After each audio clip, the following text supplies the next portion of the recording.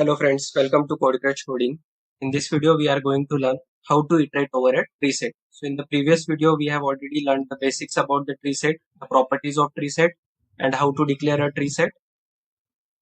What were the properties for tree set? So it does not store the duplicate values as it implements the set interface. And the second thing is it maintains the ascending order. So if you want to have the elements to be stored in an ascending order, then you can make use of tree set. Now we want to iterate over these values that we have added inside this tree set using a iterator. So we already know how to make use of it, right? We have already seen that in ArrayList, LinkedList, HashSet, LinkedHashSet. Now we are going to do the same thing for tree set. We need to say here iterator. So this is from java.util package, iterator. And what is the type of iterator? It will be of the same type as your tree set is, right? So this tree set, which is set1, is of type integer. Then we need to say here integer. I will say here integer. And let's provide the name of iterator as itr1. And then you need to provide the name of your tree set, which is set1. So set1 dot iterator. And here,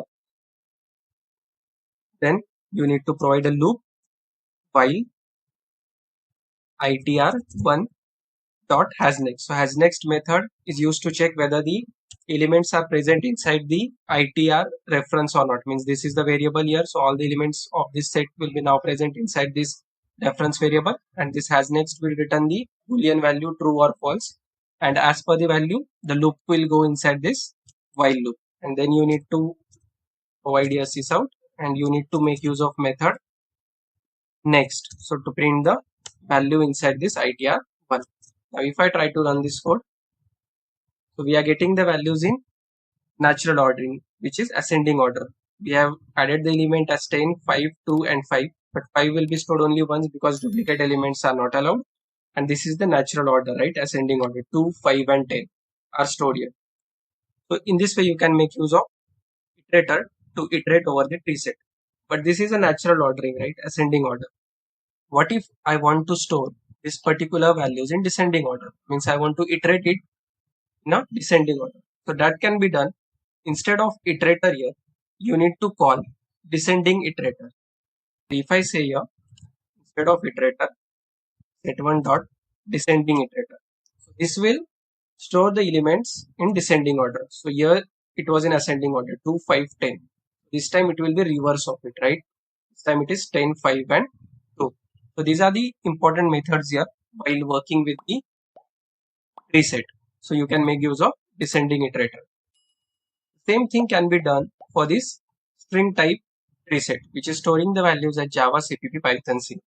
So now let's reuse the code. Instead of saying copy paste, we will say reusing of code. I will copy this, or I will reuse this. I will paste it here. We'll just rename the name here itr2. I need to make change here itr2 that has next, and then I need to say itr2 dot next. And instead of integer, this will be string. Right? Here also we need to say set2 because set1 was integer. Now here we have the set2. Let's run this code. Let's observe here for these values. So see, we are saying a descending iterator. So you can see the C is at the last, then CPP, then Java, then Python. So it has ordered the elements in descending order. And if I just use here iterator, then it will sort it according to ascending order. So I will say here iterator. Let's run this code.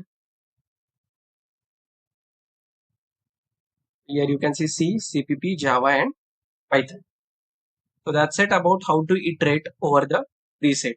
We have seen how to iterate it using ascending order and also in descending order. So that's it in this video. We will see another topic in next video. Thank you for watching.